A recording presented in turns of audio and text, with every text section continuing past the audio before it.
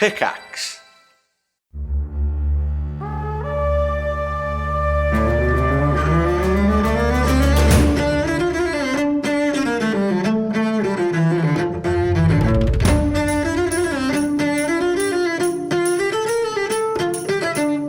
Thanks for dropping into the cast party.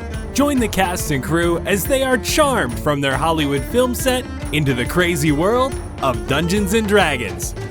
And action!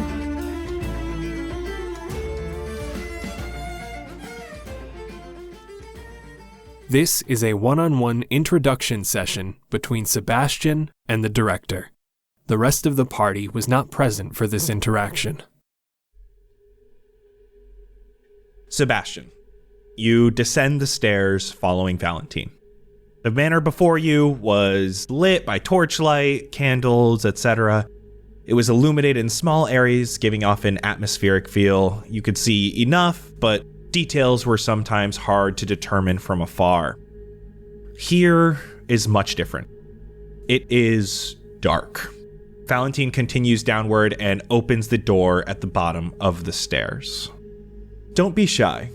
Here lies the answer you've been looking for. And he holds the door open for you. I don't really know what kind of answer you could be providing for me. But I guess asking questions doesn't make sense when you can just show it to me. I can't really see. Do you have torches, lights, anything down here? I tend to prefer the dark. If you have anything you'd like to do, that is fine. If you don't mind. Me, no. Though not everything down here appreciates it. Oh, there's more things down here. Okay. Well, I'm gonna just do something real quick so I can see. If we run into anything that it doesn't like the light, just let me know and I'll either move it away or kind of just dim it a little bit, okay? He gives a little smile and looks at you and just, all right. And I will cast Dancing Lights. So I create up to 4 torch-sized lights within range, making them appear as torches, lanterns, or glowing orbs. In this case, they're going to be floating iPhones with the flashlight turned on. And as the iPhones come up with their flashlights on, as we're walking, they kind of bob back and forth, like iPhones being waved in a crowd of people at a concert. So you open up to a very dark room. First thing you get as you enter is the smell. It's not great. There are many smells here, but the main one that dominates the area is a sulfur-like smell, almost like rotten eggs. Ugh. And then you add that light, and with that added light, you see various things around this room.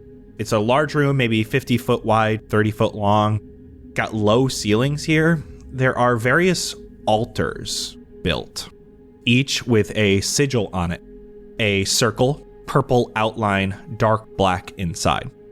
The rest of the room has various contraptions. That's the best way you'd describe them. Some even look to be like torture devices.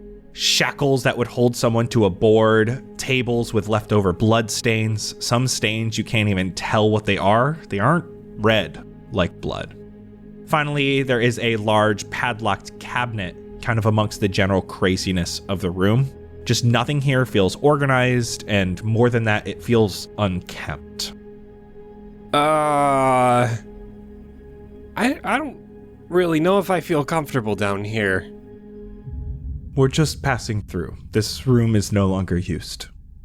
Don't mind the smell. The area here does not get cleaned often. I guess I understand that. Okay, I guess if it hasn't been used in a little bit, that makes it a little better. This is not the best looking room. I agree. He even takes a moment to look around the room. I had always feared I would end up down here someday. Like someone would take you down here? Yes. My father. This was his room. Not where he would sleep, but he owned it.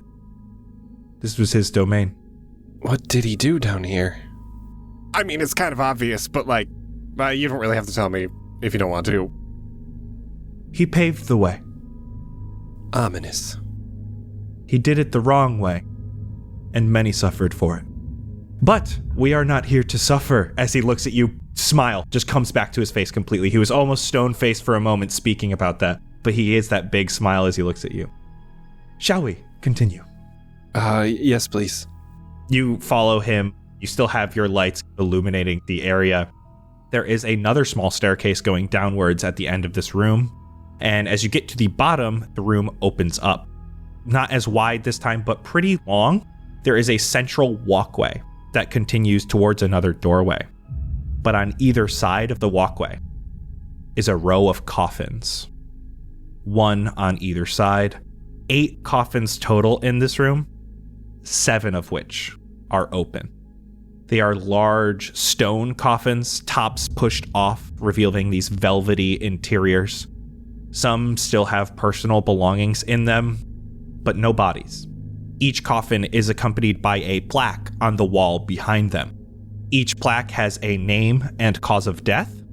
Each name is a first name, followed by Malithorne. Is this like your grave site for your family? Why are they all open? He looks by and says, well, they are not unlike you and I, plagued by talent that we couldn't get out into the world. But they were fixed. They no longer have to worry about failing to meet their potential.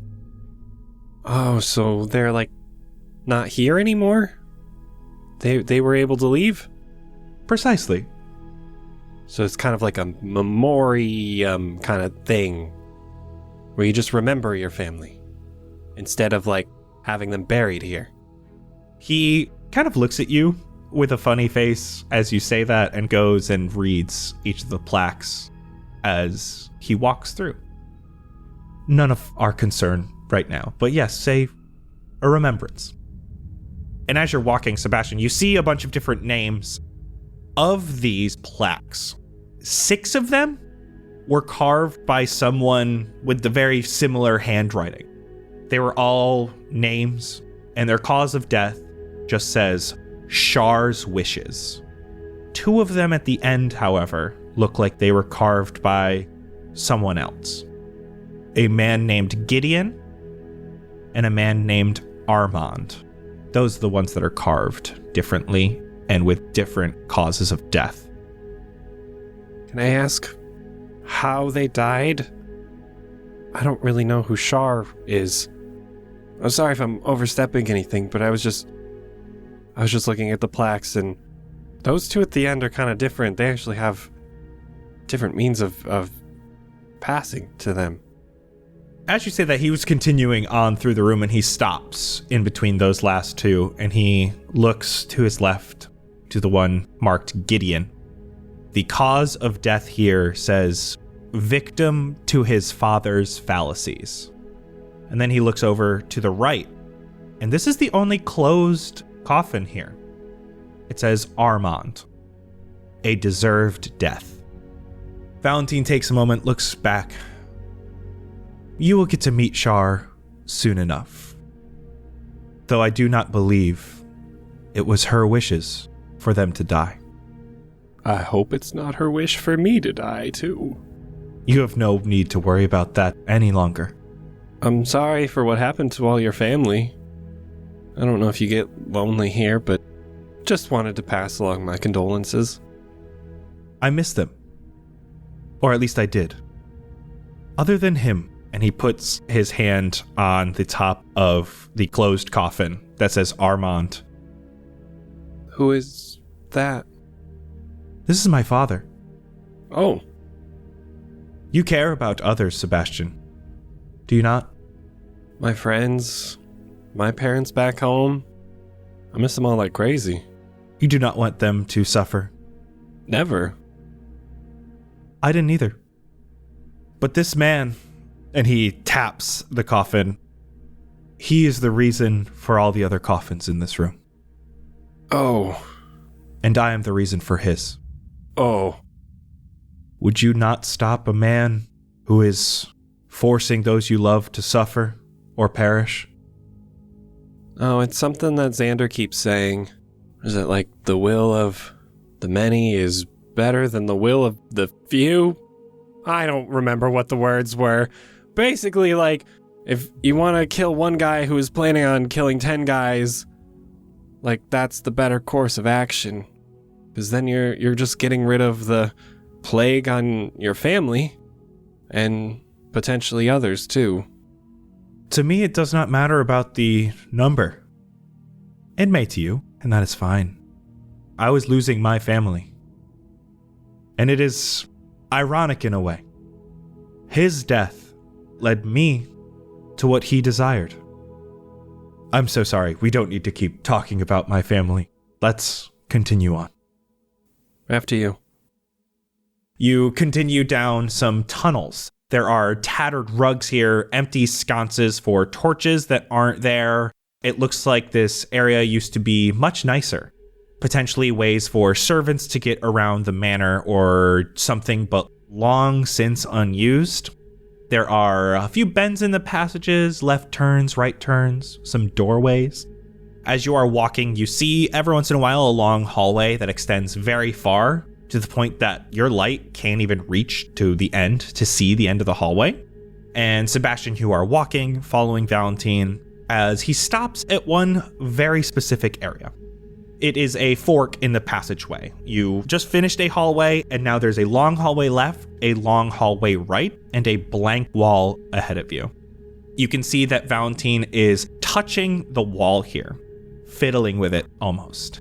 You're seeing him start to push on one of these blocks of stone in the wall, but then, just then, you begin to hear from down the passage to your left.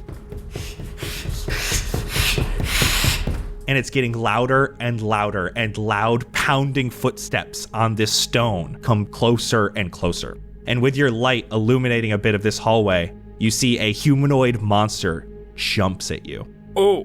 Completely hairless body, mostly hairless head, only a few long strands still attached, but looking gray and dead. Part of the skin on its skull is pulling away from the fleshy insides. It almost looks like this body has been burnt at one point.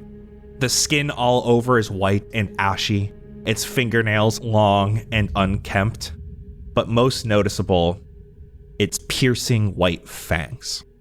Humanoid teeth with the sharpest canines you have ever seen. This being jumps at you as Valentine stands in the way with his hand up. You were fed yesterday, Helena. He's off limits. Holy shit. And the being stops. And it licks its teeth. You can see it even cuts its tongue on its canines and starts to bleed. Darts its eyes to Valentine and back to you and slowly starts moving backward. It almost moves like it doesn't have a stiff spine, moving more on all fours than on just two legs. As it turns around, it jumps onto the wall and begins running back down the dark hallway, this time scurrying along the wall with ease. What the fuck was that? Oh. One moment. And he pushes a block in the wall and then pulls a sconce that's nearby down at the same time. And then he lets go of the sconce, lets go of this block, and it opens up a hidden opening in the wall, leading to another staircase. This one going upward. That was Helena. She was my sister. What happened to her? She's being fixed. You have no need to worry. That will not happen to you. She has suffered much. Sorry if I brought it up and it was uncomfortable. Just panic set in, so. You speaking, Sebastian, it comforts me. Just reminds me you are here. Come. Yeah, go on. I gotta tie my shoe quick. I'm gonna wait until he goes up the stairs a little bit. Don't stay too long. No, right behind you. And you can hear, he seems like he's rifling through his pockets for something. You hear like he's trying to open the door with a key. So what are you doing? I want to take a knee and slip 2 guitar picks out of my bag. And I want to angle them so one is pointing to the sconce on the wall, and the other is pointing at where I assume the brick might have been. Once they're laying on the floor, pointing in the proper directions, I'm going to make sure they're set, and then I'm going to run up the stairs. And just at the top of the stairs, you can see there's a small landing and a doorway. You can see that Valentine has the key in the lock, and he just takes a second, closes his eyes, and does this really deep breath.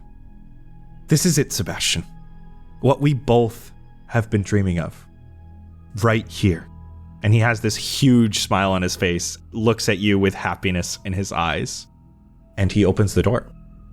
And you enter a room that already has light in here for you. A nice change of pace from the darkness you just came from. This room is again wildly lavish, though much less busy. It's actually quite empty. There is dark purple carpeting that covers the entire floor, as well as the walls and ceiling are dark purple. The room is a full circle, 200 feet or so in diameter, but it's not just a circle. It's more like a donut. The center has a large glass cylinder taking up about half of the room. The ceilings here are high. Inside the glass cylinder goes up about 30 feet or so, and then down another 10 feet or so. And from where you are looking towards the center of the cylinder, it's like you're looking out onto seating, like you're currently on a stage. The inside of this inner circle has dark black chairs all facing outwards, looking up at this lavish room. Other than that, you see, just nearby, a coffin, open, and the only other things you see are two grand pianos, directly across from each other, each facing the inside of the circle. The most intimate of all stages, one I had dreamed of for years. And tonight, we put it to use, you and I, a duet. Hell yeah. We will surround the crowd. They will see us, both surrounding them. They will rotate slowly and just enjoy the music coming from all directions. Good Lord.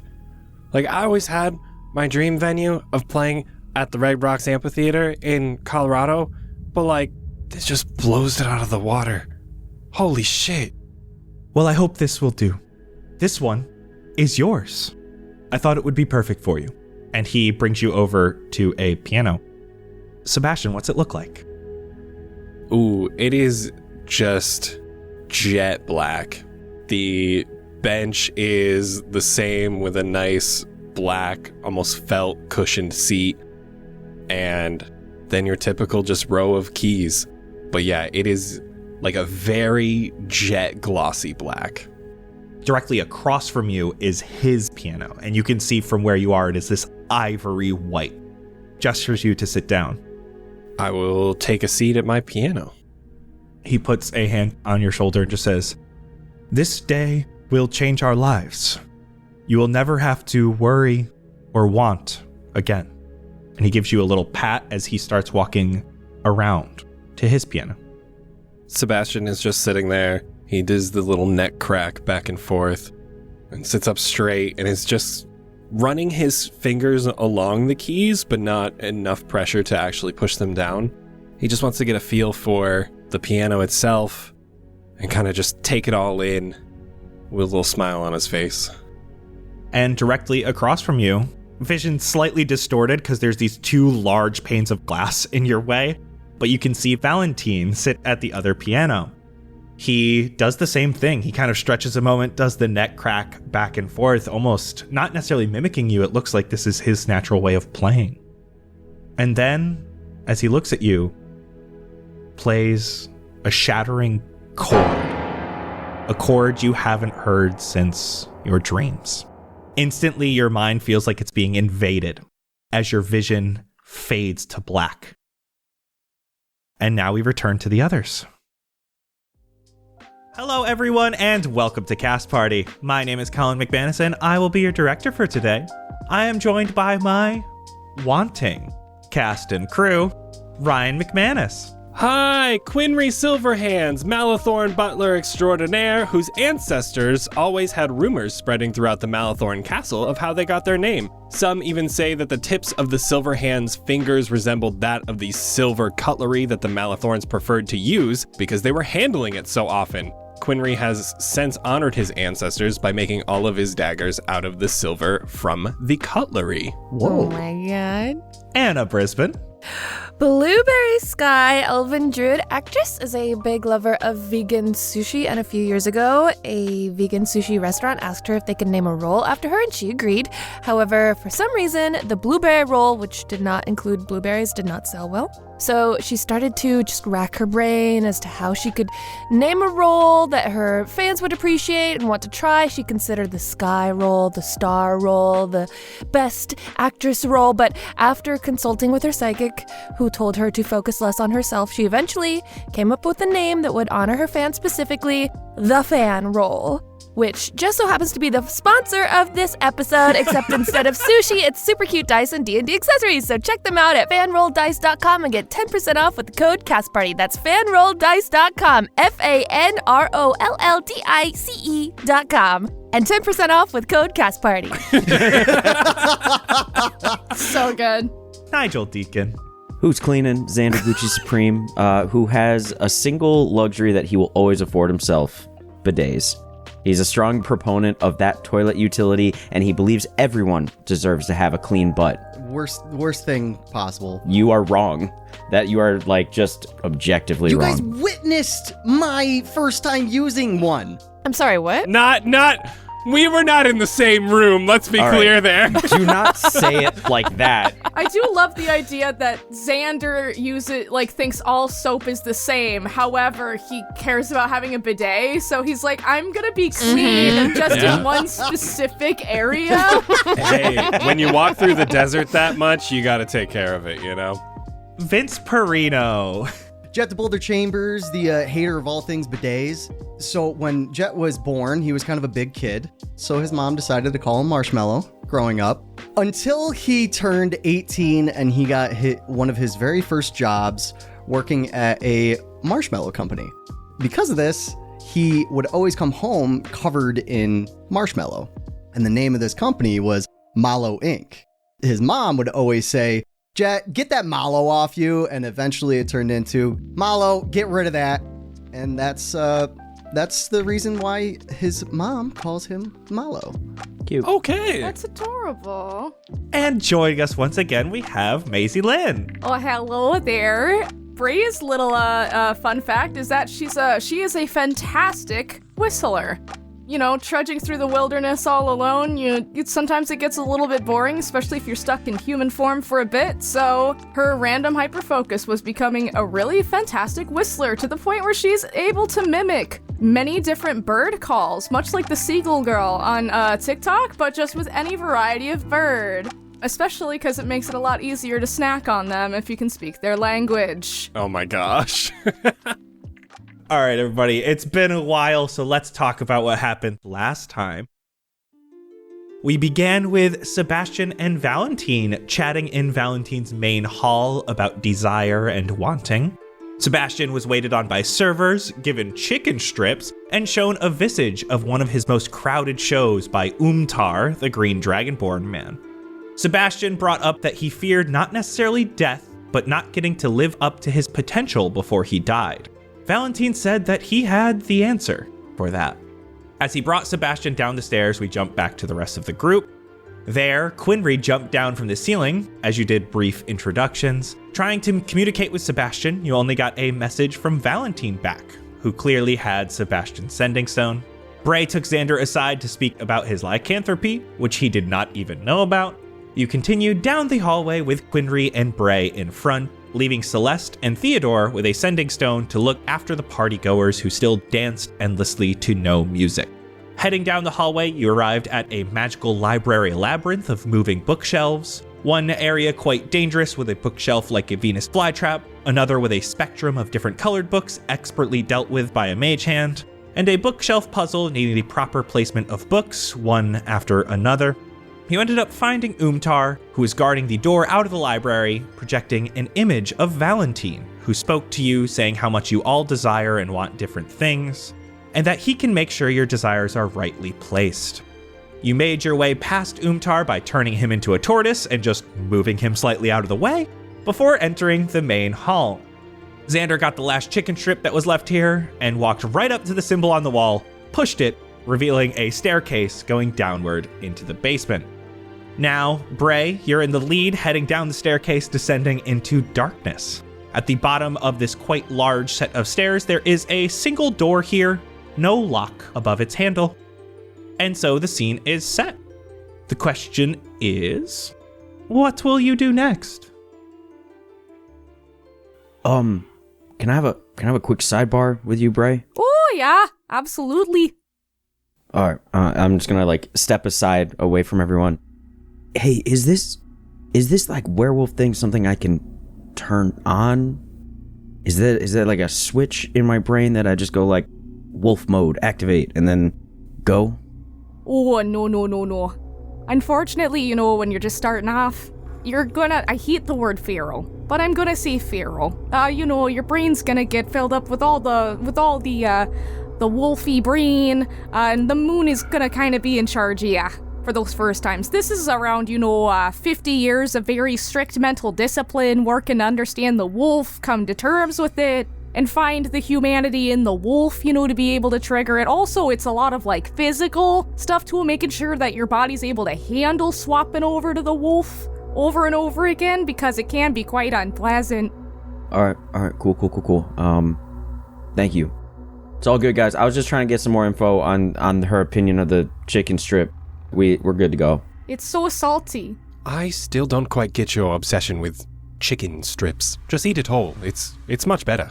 Just eat the whole chicken raw. Maybe not that, but Anyway, I'm ready to go in. I mean, I feel like we just gotta hop into it, right? Is there any, preparing you can do? Sadly, my expertise stops here.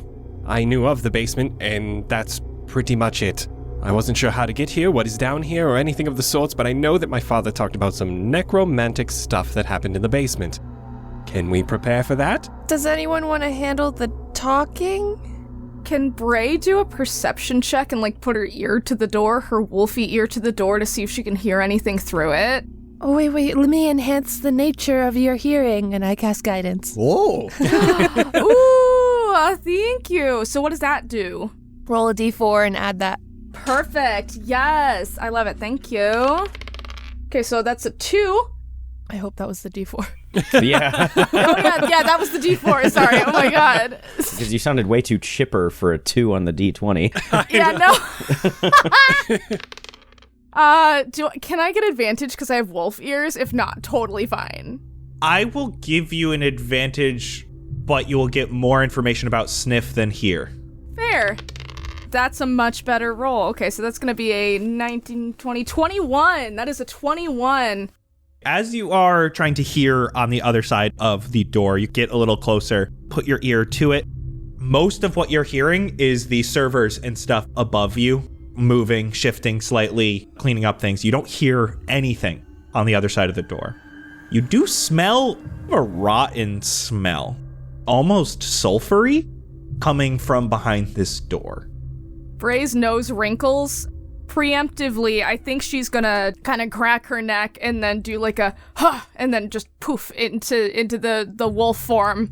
And she's gonna say, I smell sulfur on the other side of the door. So be ready for some shit. That's not the kind of smell you want to smell in a basement. I don't think it's the kind of smell you want to smell at all. Do you guys need to do anything before going in? Jett, Blue, Quinry? I'm ready, man. I'm gonna cast guidance on Jett. Just in case you want to do any smooth talking, maybe this will help you. Okay. Oh shit, that's a good point. Bray's gonna poof back into fucking human form. Well, it could be good cop, bad cop, Wait, what's the cop? I think it's good guard, bad guard. Oh, good executioner, bad executioner. Good executioner. Good executioner. He does his job really well. A good executioner does it in one cut, whereas a bad executioner actually takes his time and hacks at it. Ooh. Yeah. So, are we doing this? Yeah. Let's get it. No other way to go. All right, and she's gonna open the door. Entering through the door, you find a room. It is rather dark. Immediately the others, now that the door is open, you smell that rotting smell as well. This place definitely doesn't feel like it's seen fresh air very often. Those of you with dark vision immediately see a few things. This room has some altars here, built in various locations with various adornments on them, though all of them share a single sigil, just like the one that Xander had pushed upstairs, a circle with a purple outline, dark black inside. Surrounding these altars in different areas are mechanical and sometimes magical contraptions. There are shackles that would hold someone strapped to a table, cinders underneath it. Bloodstains are on these contraptions in many cases. The last thing you see here is a large padlocked cabinet. Down this room a bit, there's another doorway leading to another set of stairs that goes downward. It is incredibly dark in here. I don't know who of you can actually see things. I can. Does anyone have a torch of anything? Oh, yeah, and I just touch his dagger and it lights. Whoa! Ow! Oh, why did that hurt so bad? His daggers are really sharp, Xander. That's why it hurts so bad. Don't just slam your finger onto daggers. I do pride myself on my craftsmanship of all of my daggers, so thank you. Yeah, no problem. It's very touching. Something you shouldn't be doing. He's just sucking on his finger like, I had to see for myself. Does the padlock look like it's like got a key situation? Yes. Are we still abiding by your rules of get there as quick as possible, or would you like to potentially do a little bit of searching of this room? These contraptions are interesting, but also kind of concerning. Yes, this doesn't bode well for your friend. Oh. A lot of these altars, they look like they have different items on them. They look very similarly crafted. With a general look, you can see that probably the same person made all of them. The items on them are different. A lot of them almost feel like they have a necromantic energy to them. Some of the contraptions nearby, you see one, which is basically a table on a slight angle that has shackles for arms and legs, and it has old cinders underneath them. As you're looking, you see that there are like different stains on this table that don't look like blood. Could be that something else or someone was injected with something here. And as you're looking around, you feel what seems like some sort of magical essence or presence in this whole room concentrated in that cabinet. So, if anybody wants, more insight into the, darkness of this room, you're gonna want to look in the cabinet. I'm on it.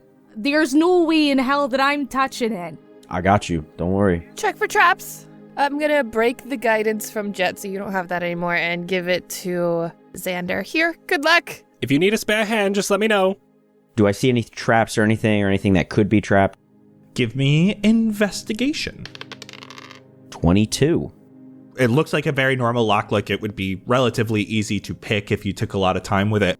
You do notice that there is a string attached to the lock on the inside. With some looking, you actually are able to even open the cabinet just a little bit, enough to almost give it a little bit of room so you can see. It looks like this string is not attached to a harming trap, but rather you see a small bell at the top of this cabinet. Good thinking on the traps, y'all. There's a little alarm bell in there. Does it look like if we cut the string, would that be the thing that would make it jingle? Is that how the contraption is? It probably would not go off.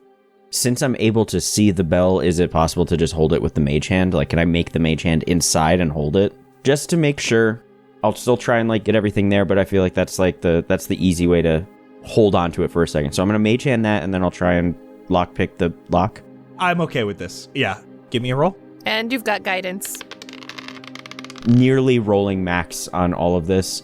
I was off by 1 point for getting my maximum, so I'm at 29 with the guidance.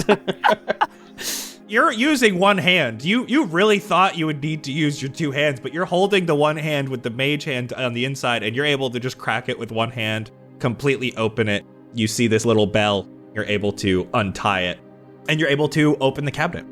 And inside, you find a plethora of different oddities, ritualistic flowers, a lot of it decayed here, as well as a lot of books. A few catch your eye. The two books that really look interesting, they look like they've been rifled through a lot. You see a book from the Followers of Shar, as well as another book that does not have any title or name on it. It is just a bound book. It looks like a journal. I'm going to take both and turn around, hold them up to Jett and say, pick one and do like a, you know how to read, right?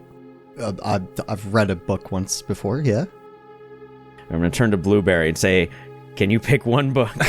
And I'm going to rifle through real quick. I hate reading. I'm going to turn to Quinry. Can you pick one book? You know how to read, right? I read from time to time. All right. You've given the best answer. How is it so hard? I'll pick left. All right. So that's the one that doesn't have any, that looks like a journal. And I want to just rifle through real quick. I will, I'll flip through my book too while he's doing his. We are less than 10 patrons away from our next big Patreon stretch goal. So, if you want to see our lovely Jett Chambers, aka Vince Perino, throw on some incredibly short shorts and film a D&D themed workout series called Sweat with Jett alongside IRL Sebastian and Xander, you need to head on over to patreon.com/castparty. Sweat with Jett is the perfect way to stay in shape from the comfort of your own home. Not really, we're not licensed physical trainers, we're just here to have some fun and make some goofy videos, but like, they'll still be decent workouts if you want to do them. So be sure to join the cast and crew over at patreon.com/castparty for ad-free episodes, exclusive behind-the-scenes goodies, hilarious monthly one-shots, access to our community Discord, and so much more.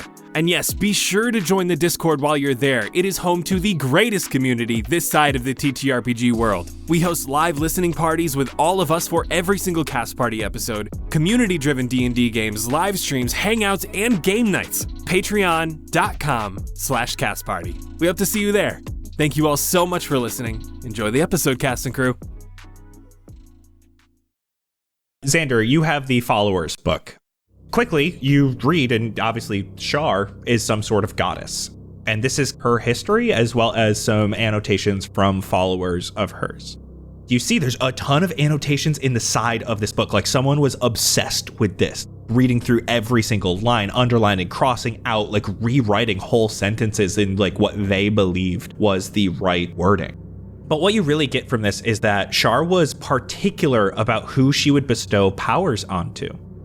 The reasons she gives her power are generally unknown, even to her followers. It has been stated that she did not care for the more moral issues of the mortal people. The reasoning behind her giving her power is a mystery that her followers are trying to solve. Some say she only gives powers to those who vow to stay in the darkness forever, to never seek fame or fortune, and who will only do her bidding. Others say that she has no bidding to be done in the mortal realms. She sees the material plane and its inhabitants as nothing more than entertainment. If you can amuse her, she may give you her powers. As you're reading through, you see that it seems that a lot of the time she is referred to as the Singer of Eternal Night. Quinry, you have a journal. The first page is unsettling for you. Written on the front page, Armand Malithorne, your old boss, the father of the Malithornes. And you can see that this is very much his handwriting. You've had to deal with it quite often. And it might even be more unsettling knowing that this is probably the place that your father found the book that made him want to leave. It's this large purple book with a black circle, dead center. As you start reading, it is much less a diary and much more a logbook of different experiments. He has listed procedures, things that have happened in this very room. One such procedure was done on a Trina Malithorne, who was Armand's wife. She was strapped to a table and leeches were placed all over her skin. The leeches were starved and never exposed to sunlight, and then blessed in a ritual to Shar. Armand hoped that Shar could use the leeches to take whatever she wanted from Trina's body, to take away her imperfections, to make her the perfect vessel for Shar's power, to grant immortality. From the notes, it is hard to tell exactly what happened, though it seems Trina was left with the leeches on her body. Something was happening to her skin from the wounds, potentially an infection. And she passed away a few days later. Another log you read is very similar, this time Helena Malithorne. She's the daughter of Armand and Trina. She was strapped to the same table. This time, instead of leeches, flames were placed underneath her. Armand believed ridding Helena of her fear of death by having her experience it firsthand would make her the perfect vessel for Shar. She perished in the flames. Armand believed Shar would bring her back so she could continue on into infinity, though she never did. This journal has numerous such entries as this. They were all Malithorne's. All the rituals were trying to appease Shar. All of them included some form of trying to seek eternal life.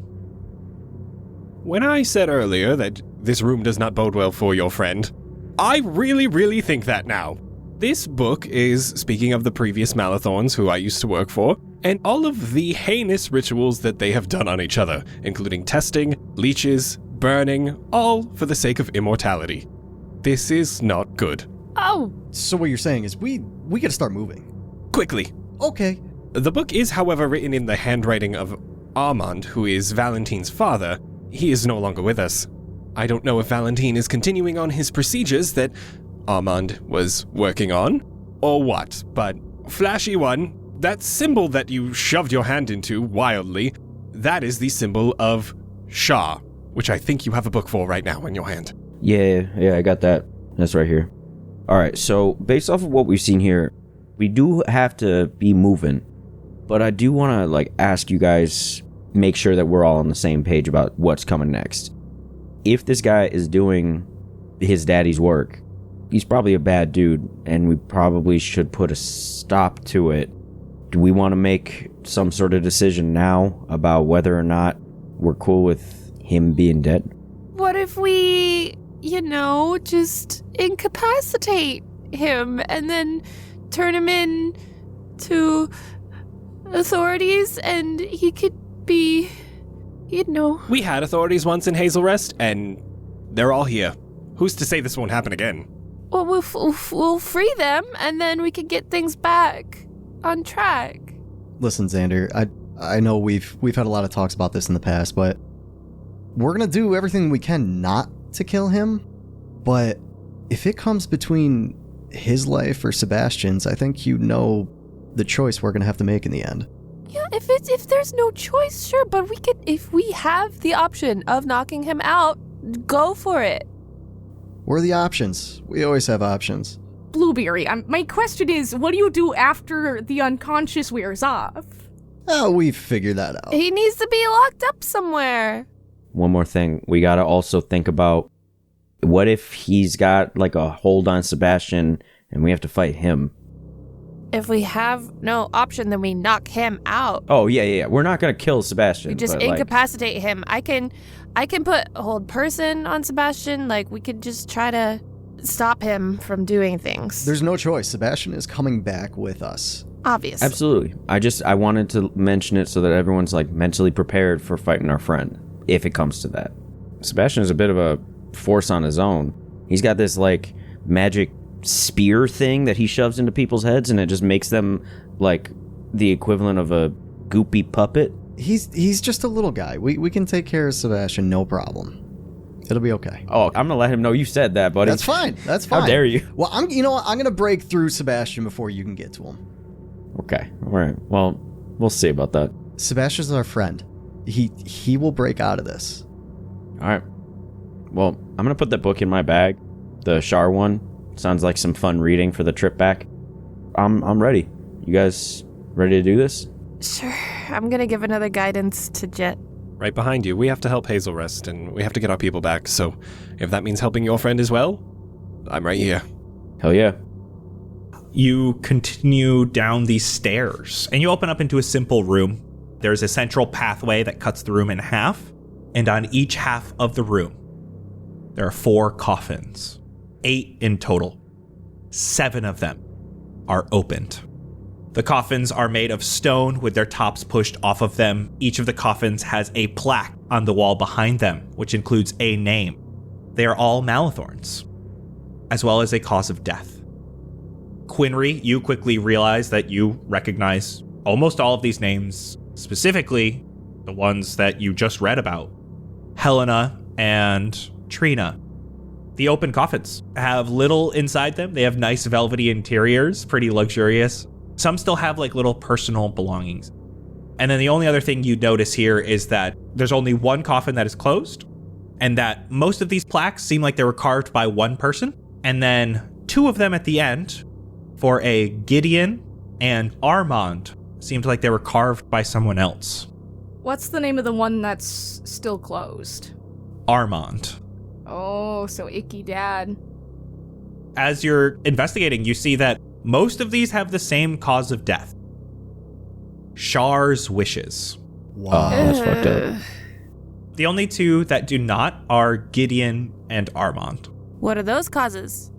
Gideon's says, victim to his father's fallacies. Oh! Armand says, a deserved death. Oh! Ooh. Do any of these look like they were disturbed recently? Give me investigation. That's 11. It's really hard to tell. It's dark down here. Yeah, you have the light from Quinry's dagger now, but it is very hard to tell. Just looks like that there were bodies here once. The two that are closed. There's only one closed. Oh, there's one closed. Okay. Just Armand's. Can I go up to that one and just see if it's locked closed or not? It is not. Can I do a good sniff to see if I can maybe smell if there's anything going on in here? Give me perception with advantage. While Jett goes over to look at Armand's, Quinry would have been opposite him and just kind of sighing sadly at the sight of Gideon's coffin and just an exasperated, like, Quinry, you were actually pretty good friends with Gideon. You had known them a long time. You were kind of assigned to them to help clean their room, assist them whenever needed. You know that Gideon preferred building like small contraptions and toys made out of wood. He was very handy. And you can see there is a small wooden catapult he had created. He used it to fling food into his sister's mouths from afar. You can see that it is in his coffin. Quinry will just admire it and give a 2-pat on the stone and walk back to the group. That investigation check with the sniffer is 19. There is definitely decay here. There's definitely death. These coffins are not just for show. There were things in them at one point, and they were dead. You also smell the scent of Sebastian. Sebastian was definitely in this room recently. Okay, so your friend Sebastian was definitely in here. Also, there is a smell of undeath in this room, which take that as you will. As she says that, that's going to make me try to open up the one in front of me for the father, just enough to peek in. I don't know how hard it would be to look into the casket, the coffin or anything. These are like big stone caskets, so you wouldn't actually lift up. You would more like push it to the side. The tiniest bit, just enough to basically peek. And as I'm peeking in, I just want to try to sense as much as I can in there. Try to gain as much info as I can. I'll be using my divine sense. With your natural strength, you are able to push this off to the side, and you see a body inside. Somewhat recent, starting to decay. And you use your divine sense. You feel celestial and fiend from Xander. You do not sense any undead. Okay. Does it look like I could tell how it died? It's unsightly. It smells worse now than it did previously. The skull is caved in. Ooh. Noticing that, I'll just close the coffin back up. All right. I just had to make sure. Are you guys ready? We gotta keep going. Quinry, do you know the way from here? This basement is a mystery to me. I've never been down here before. I'm assuming just forward. Right, with your really good perception check, you can actually feel like you have Sebastian's scent. I can track the boy. Okay, cool. Bray is gonna sniff and she's gonna say, okay, I've got a lock of your friend's scent. You know, if you just want to follow that, retrace his steps. Yeah. Yeah. Let's go stealthy. At least try. Sounds good to me. Oh, yeah. Tiptoe, tiptoe. Should I extinguish the light for Quinry if we're sneaking? Yes, if we're going quietly, should we get rid of this? I wave the dagger in Xander's face. And just disappears. Oh, okay. Do you want to, hold my hand? Can you see? Please. Why don't you all roll me stealth? 21. 27. That's a 16. I also got a 16. 11. Do I get guidance with this or no? Yes. Yeah, okay. 13. Bray, you are taking initiative, getting into the lead. It's again very dark, but you can see decently far.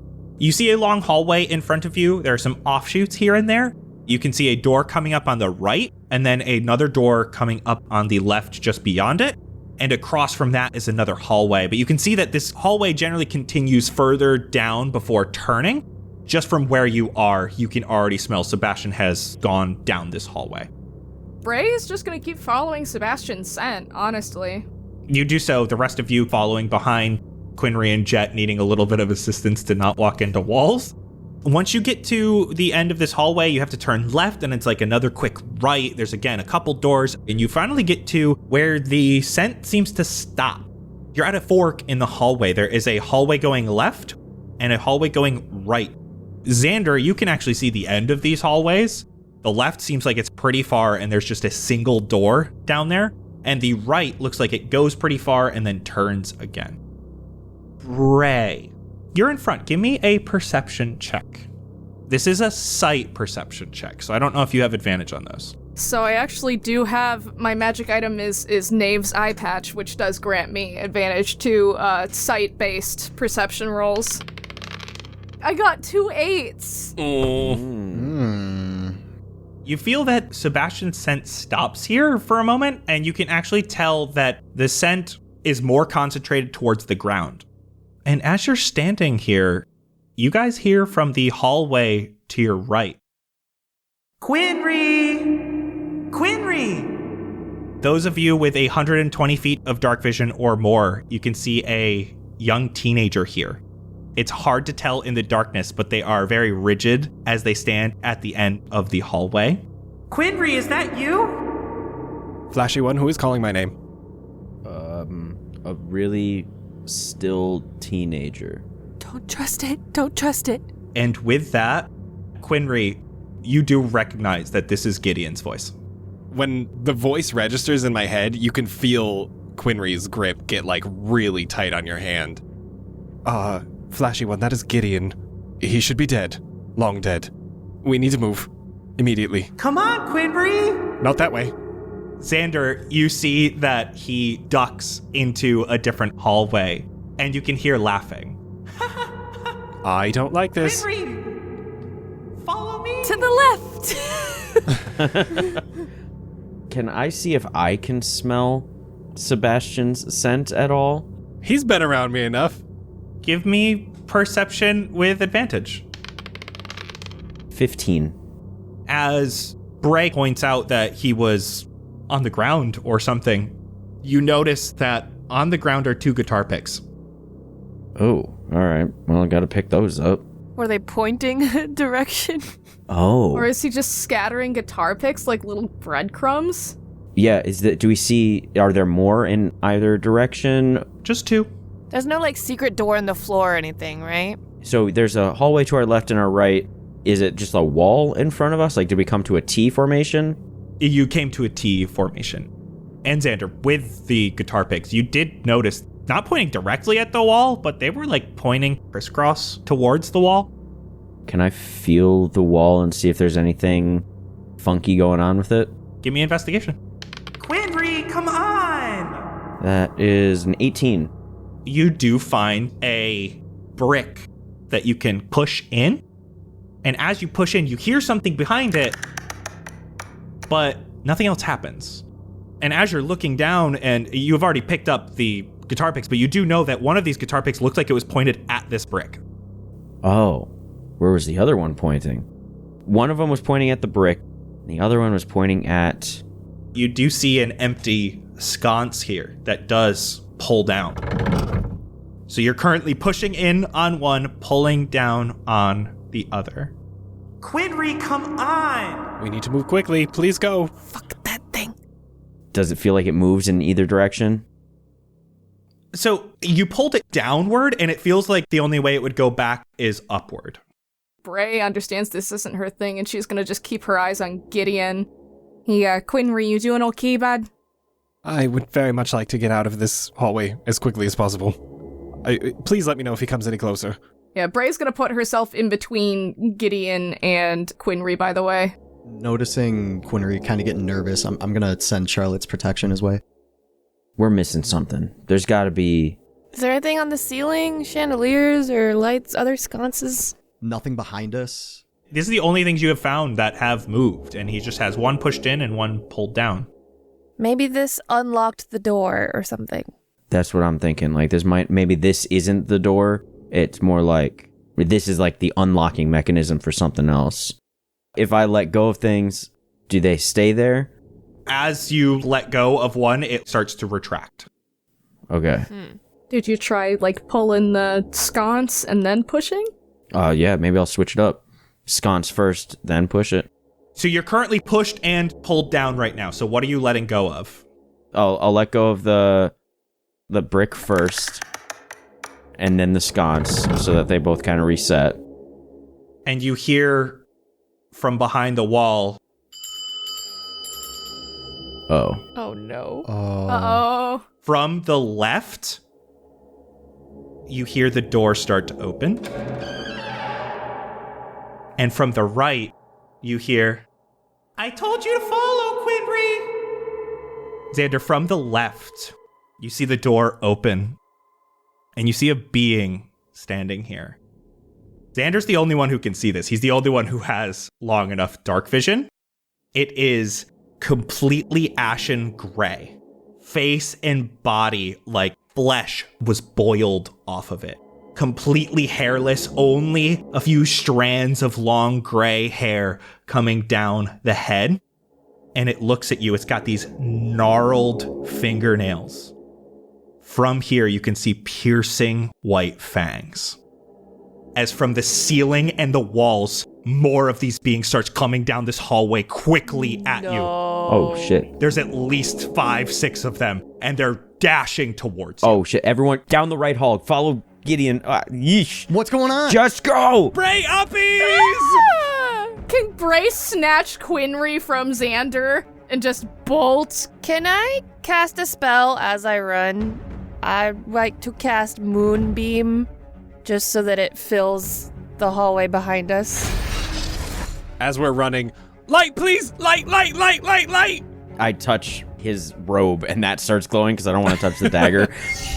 Blueberry casts Moonbeam as the rest of you run to the right down the hallway. It's a couple quick turns as you're running towards. Come on, Quinry! God, this is a terrible idea. Mm-hmm. You turn this final corner, you're rushing in, and you see the young boy, Gideon, inside a circular room. Is there a door? There is not. It's a dead end. This room is filled with chairs of dark black.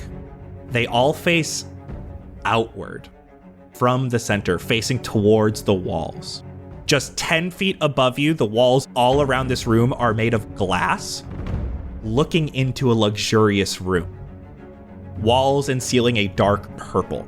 The room is rather empty, save for 2 pianos looking down upon the empty seating. Sebastian seated at one, Valentine at the other. Gideon's face is illuminated more than before. You can see his face completely gray, no life left in his skin, eyes dark. From above, you hear Valentine. Not the audience I was expected. The others will be here soon. From the sending stone, you hear Celeste. Problem. The dancers all stopped, and they're all gathering together and moving deeper into the manor. They're talking about a show? And from behind you in that hallway, you can hear the hissing noises as the beings are moving quickly towards the entrance. As you guys are sitting here, you hear Gideon. I'm sorry, Quinry. As Gideon gives a large smile again, bearing bright white fangs. And from the hallway, you see the creatures crawl along the walls, and they come into the room and start surrounding you in this large glass cylinder you are in. And you all see Sebastian. He looks completely out of it, just staring at a glass wall in front of him, smiling. He's in front of an ornate black piano and directly across from Valentine at an ornate white piano. I'm gonna just grab my hammer with 2 hands. I'm actually going to spew a little bit of fire along the whole thing in my hands. It just starts to glow a little bit. I'm using my channel divinity to make a sacred weapon out of it. And just look towards Quinry. Quinry, what the fuck are these things? Test subjects! Are the chairs in this room made of wood? Yeah.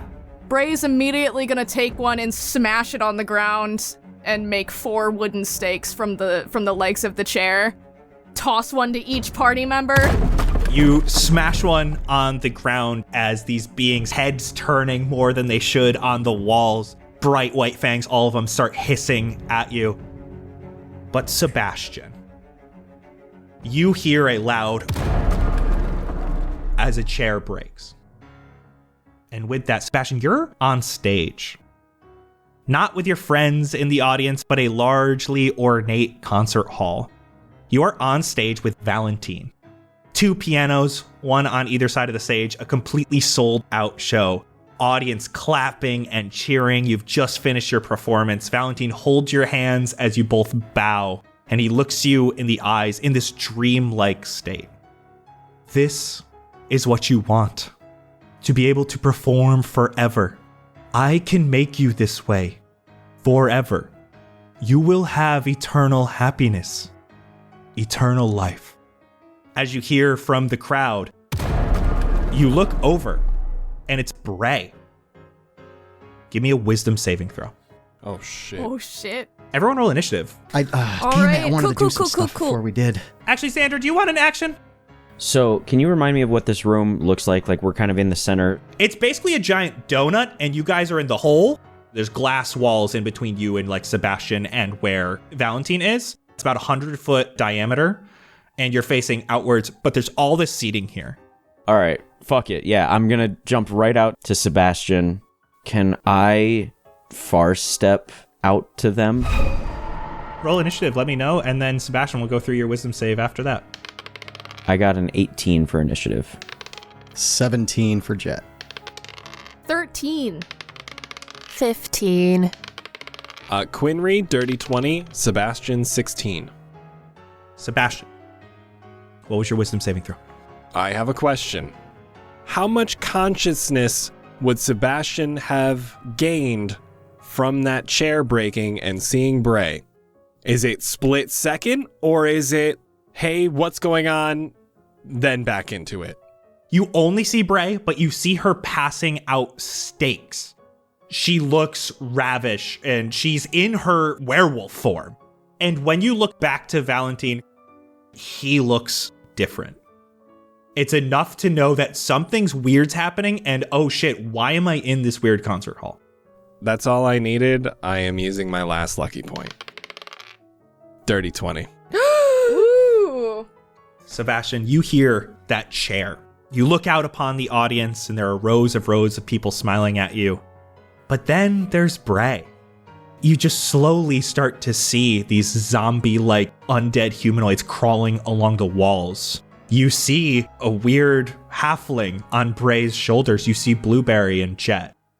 You look back to Valentine. His smile is still pristine as ever, but large fangs extrude this time. And you see small tendrils of black, almost mist. They come from the people in the stands, all of them, towards Valentine. And as you're looking at him in this dreamlike state, he almost looks to age, wrinkles showing before a misty tendril comes from one of the front row audience members. They begin looking ill, but don't stop clapping and smiling. And as the mists come toward Valentine, it looks like his skin is inflating itself, giving it more bounce, more youth. He still holds your hand smiling. Sebastian, you are no longer charmed. We'll start in Sebastian's mind. You're on the stage alone with Valentine. You're hearing music around you now, which doesn't make sense. Nobody's playing an instrument here. It's got a style of play that you know, is just how you learned from your father. Your body, you can tell, is still playing music that you are hearing now, even if your mind is trapped in this location. And as you think on those notes, you can even change the notes being played. You are in control of yourself. You see Valentine, you see this terrible being as he recoils away from you, but you're at an instrument that you're proficient in. You have a spellcasting focus, and you see as Valentine recoils, not like this. Ooh, so I'm like almost sleep paralysis state. And the rest of you are hearing music from both of the pianos. Just a reminder, you are all in a large glass cylinder. Essentially, looking up, you can see and now hear music that is being played by Valentine as well as Sebastian. Beautiful piano notes, once in a while, a powerful chord that shakes the entire cylinder. You are being surrounded slowly by these crawling monsters all around. There are 7 in total if you include Gideon. As the music starts, you see the whole room start slowly spinning. So every seat can get a good view of all of the different portions of the stage. The whole area is filled with a bunch of these stairs. The entire area is difficult terrain. I have 25 movement speed. Well, you got 10 now. So, Oh no. when you're looking at these different vampire zombies, there are 2 with brown eyes, 2 with green eyes, 2 with blue eyes, and 1 who is Gideon. So, Blueberry with Moonbeam. Just for ease of use, I'm going to say you hit him with the Moonbeam twice, all of them. Okay. Let's go. Get 'em. Yes. They roll a Constitution saving throw. Would you rather me roll 1 for all of them or like half? Half. Just roll 1 per color. That's a 22. Save. That's a 12. Fail. 14. Fail. So 13 radiant damage total, Oh, it's radiant damage. and then 6 to whoever saves. Yeah, it's radiant. Oh. Well, 13 is the one round, and then 13... Well, I think I should re-roll. We re-roll everything the next one. For the second round, 6 and 15, Okay, those fail. and a dirty 20. Saves. Well, it's only 5 radiant this time, so... Yeah, only 5. Do any of them die? No. Damn. They are burning alive. Let's Oh, go. good. I love that for them. Okay, so we're going to run this in 2 initiatives. Not in Sebastian's head, and then the in Sebastian's head. But we're going to start in Sebastian's head. So Sebastian, you're up first. You are on stage looking at this man. You feel like this commanding presence he had, where he was so smiley and happy, is completely gone. You see these other Malithornes attacking, but you're on a different stage completely. You can see them like attacking your friends, but you're looking at him. He looks betrayed by you almost, and you can see that he bears claws. So you're about 20 feet away from him right now. You do not have any of your equipment, but physically you're at a piano. Seeing this different form in front of me, who I just thought was someone that I admired and was friends with, I'm going to start changing up the piano notes. It is going to be a piano version of Rob Zombie's Dragula, Yes. casting Rowlithim's Psychic Lance at Valentine at 4th level. Get 'em. An intelligence saving throw of 17. That is a 10. He fails. Nice. He is going to take 7d6, and he is incapacitated until the start of my next brain turn. Holy cow. That is 26 psychic damage, and he is now incapacitated. You see that he is shocked. He's like expecting you to come with him, to be this protege. He wanted to turn you into what he is. He wanted to use you. But in this case, he has no option. You hit this chord that he's never heard before. He hears this melody around him. He's losing control. He freezes. Sebastian, he can't really move, but you see he's kind of got like that stank face on as he like tries to mount or like lip sync friggin' Dragula. Xander, you actually see you've appeared next to Sebastian. He doesn't seem to have noticed you, and you hear that he's playing something much different than he was just 2 seconds ago. I'm trying to bob my head the best I can. We're going back because that was Valentine's turn in the mind. So we are set. We are back to reality inside the circle. You see that the 2 vampire zombies who are still in the doorway, they're like the last ones to have come in. They're the ones with green eyes, and they just pounce. And you can see that they basically are running over top of the chairs like it's nothing. Bray, these are going to surround you, both of them on either side. The first one makes a claw attack at you. That is a 23 to hit. That'll hit. You see these claws go after you, and instead they grab onto your fur and pull you in. You are now grappled. Oh, fuck. And as their second attack, they're going to make a bite attack. That is a dirty 20 to hit. Yeah, I'm getting fucked up. Okay, you're taking 6 piercing damage, Okay. 2 necrotic damage, Okay. and your hit point maximum is reduced by that 2. Oof. Wow. By the 2 necrotic.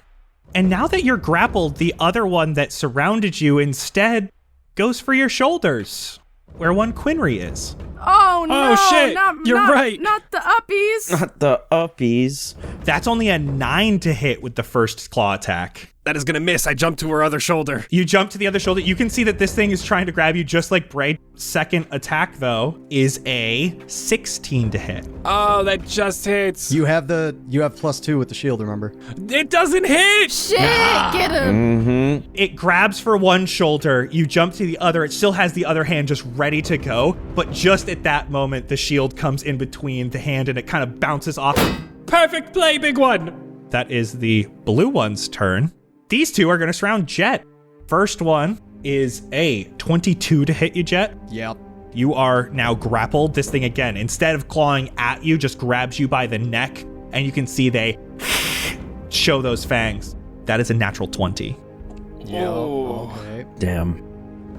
12 piercing damage, 14 necrotic damage, Oh my god. and your hit point max is reduced by 14. Oh, boy. Oh. So that was the first one to attack you. The other one goes right for you as well, Jett. This one just keeps slicing. Ooh, even with advantage, that's only a 17, and that's not going to hit you. Nope. That is a natural 19, so that will definitely hit you. Yeah. So you're taking 8 slashing damage. Now we're at the lair action. So the lair action is going to happen whether Valentine is incapacitated or not, but I'm just flavoring it as it's him playing the piano doing this. You do hear that all of a sudden there's a walk up the piano from Valentine. Someone roll me a D4. That's a 1. Nothing happens immediately. Oh, fuck. I don't like that at all. Quinry, you are up. You are uppies. Uppies. The one who grabbed Bray, I'm gonna grab whatever hair is potentially left of said individual, take the dagger, spin it around backwards, and try to get it like almost right in its cheek. Thanks, Quinn. Liquid core, fan roll dice, nat 20, baby. Hell yeah. So let's do 2d4. That is 3, 4, 9 piercing damage, and let's roll 10d6 for my sneak attack. Thank you. You can add an extra D6, so in this case 2d6 because you're using a silvered weapon. Oh my god. Hot damn. Holy fuck. Okay. Okay, so I grab the vampire. Yeah, you get to narrate this. It's dead. Oh yeah. I chop right inside the cheek as the flesh just rips open, and I take it right down the throat. 48 sneak attack damage. Oh my god. That is insane. You do this and it rips open and the flesh doesn't bleed a whole lot as this body falls to the ground. It doesn't even make it all the way there before it puffs. I feel we are doing this to my past employers, but let's go, Bray. You are no longer restrained, Bray. Cool. Which employer was that, can I ask? We'll say that's Cassius. He was a sweetheart. Sorry. Can I use bonus action hide in Bray's fur? Because you just destroyed this thing, yes. 31. Oh my god! You've like burrowed into me. I'm just gonna snuggle into her back and just kind of make it like I'm shimmying into a shag rug. Quinry, is that the end of your turn? That is it for me. Xander, you are up, and Jett, you're on deck. Okay, so what am I seeing outside of their, like, out there. Like, I'm next to Sebastian, and what do I see with him, and what do I see with Valentine? Valentine looks up at you while he's playing, but he doesn't stop playing. You can almost tell he feels like he's almost giving orders through his music for his family to attack. Sebastian is right next to you, and he is vibing. And you're hearing, like, you even recognize this song. You might not know its name, but, like, Sebastian's playing what he wants to, which just a second ago, he wasn't. He does not acknowledge you. He looks like he's still, not necessarily in a trance, but he is almost just in the zone playing. Okay. Would it be an action to shake him? I'll call that a use an object. He's kind of an object right now. Oh my god. So, any sort of reaction from shaking him? You don't get a reaction from the body, though. Sebastian, you actually feel like you're being shaken. And Xander, do you say anything? Man, if you are, like, in control right now, please give me some sort of sign. And Sebastian, you actually hear that. You don't see Xander anywhere, but you hear that. Sebastian stops playing Dragula and instead thinks to himself and goes, do do do do do do do. Oh, all right. Back into Dragula. Back into Dragula. He, like, looks back over at the donut hole and sees that people are getting kind of fucked up, and Valentine's too far away for me to do anything, so he just far steps back in. Bonus action. I'll go in there towards the side of a wall that's, like, away from everything, if that's possible. So that's my bonus action. As an action, I will cast Sacred Flame on Gideon. That is a dex save? Yes, please. 24. Oh. Okay, then nothing happens. Jett, you're up. Blueberry, you're on deck. One has grappled you. The other one is, like, just slicing at you while you're being held. So as I get grappled and bit or whatever the hell he did to me, I'll kind of, like, writhe back in pain and try to catch my balance. And as I do, my feet kind of smack each other. As a bonus action, that's going to activate my Boots of Speed. Let's go. Get the fuck off! And as that happens, the flames, they get bigger and brighter, and it just gets so bright that it explodes. And these flames kind of wisp around in a 30-foot radius around me. As these little wisps of flame kind of stay around me, you guys can feel a little bit of, like, warmth inside of you. That's my turn. What does that mean? All of your companions other than Xander are in that right now. Blueberry, you're up. Bray, you're on deck. Sadly, this is going to drop the moonbeam, but I'm going to grab one of the gems on my necklace, which is a peridot, and I take my staff, and I roughly trace the shape of a dragon head onto the side of the staff, and it just glows a bright, like, peridot green. I'm going to raise the staff up in the air and slam it down on the ground and say, in Druidic, Soli strepete vandore! And cast Summon Draconic Spirit. Yo, what the my fuck? God. Holy shit. So a large peridot dragon is going to just, with a bright green light, sort of emerge from the staff. I told it in Druidic to slay the undead, so it's going to angle in the best way it can to use a 30-foot cone breath weapon to get as many of them as possible, preferably next to Jett. This will hit allies, correct? Yeah, so whatever the best cone is to not hit allies. You could hit 3 of them as well as Jett, or you could have it stay pretty close to Jett and hit the 2 that are still on the wall without hitting anyone. How's Jett's dex? He gets advantage because of the Shield Master. Yeah, I get advantage. Okay, then it's gonna hit Jett also. And okay, so it will hit both of the blue ones and the green one. First, it's actually going to take its rend attack, which I assume is like its claws. It has 2 rend attacks and 1 breath weapon attack each round. God damn. Holy shit. Jeez, man. So, the one's closest, That's the one that is currently grappling Jett. yeah, so it's gonna rend that one. It's gonna slash. 28 to hit. Damn. And then that'll just Oh, max damage. 15 piercing damage. Okay, and you're taking that second attack on that one as well? Yes. 18 to hit. That hits. 10 piercing. It is still alive, looking very rough. So then it's a dex save, which I'm sure they will pass with flying colors, but let's see. First one is only a 12. Haha! The second one is only a 12. Haha! And the third one is a 15. Fail! Oh, shit. Okay, well, it's only 4, but it is radiant damage as this blast of bright green light explodes from this crystal gem dragon. You completely destroy the one that you had just hit with those 2 wrens, the one that was grappling Jett. Nice. I only got a 25. Oh, so you take 2 radiant damage. Oh, if I pass, then I don't take anything. Let's go! So- You gotta really accentuate the actually. Come on. Actually. Actually.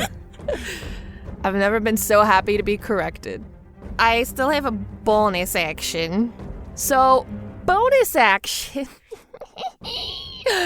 I'm going to, again, lift the staff up in the air, close my eyes, and slam it down so hard on the ground that any pieces of dirt in the air, like, pop up and just swarm around me, and they, like, grow and multiply, and then I wild shape into an earth elemental. Whoa! Oh my God. Okay. 30 feet of movement turned into 15. I will move away from whatever unless there's an opportunity attack. You are not within any range. You can actually get to right next to Xander, who is off to one of the sides. Bray, that is your turn. So I think she's going to use 2 of the spears. She's also going to do reckless attack. I can decide to attack recklessly, and doing so gives me advantage on melee weapon attack rolls. But attack rolls against me have advantage. She's gonna roll to attack, and she's of course gonna be aiming for the heart. 22. Oh, yeah. 12 piercing damage. It is still alive. You do hit it right in that abdomen, but it moves just slightly out of the way. You do have a second attack. Okay, that's a 15. 15 hits. Oh. Yes! Okay, all right. 7 damage. That's enough. As the body falls, it does indeed turn to mist, but it just disperses in the wind. Bray, I'm so sorry I ever doubted the fact that you killed the vampire. That was pretty sick. Yeah, see, I'm literally wearing their fangs, Quinry. Like, that would have to be some sort of elaborate jewel. That is the ones who still have not moved yet's turn. They are going to jump off of the wall. The only one they are currently in range of is Jett. Claw attack, that is only a 15, so the second claw attack coming out is a 25 to hit you, Jett. Okay, yeah. 4 slashing damage to you. The other one is also going to come up. This thing, as it's running to get to Jett, it's running on the backs of these seats, but all of a sudden it sees that draconic breath weapon, and it gets distracted for just a moment as it trips and falls, and it tries to slash at Jett. It is prone and will not get its second attack. That is, however, Gideon's turn. Sorry, Quinry. He does know where you were, so he is going to attack Bray because she's closest then. Rude. First attack on Bray is another natural 20, which he's going to waste by using an automatic grapple. Gideon's got me. And again, pulls your head a little bit to expose more of that neck and is going to go for another bite. Even with advantage, that's only a 14. Yeah, her AC is a 16, so.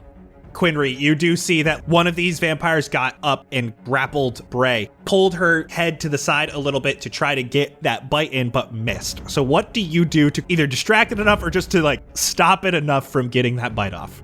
I have a bag of ball bearings, so I'll take a little ball bearing out and just, you see a fork protrude from Bray's back, and I catapult a little ball bearing at him. We're going to jump back into Sebastian's mind. Sebastian, you have incapacitated Valentine. He has eyes locked on you. It is your turn. So how many of the other vampires have I technically seen, even if it is in just my mind?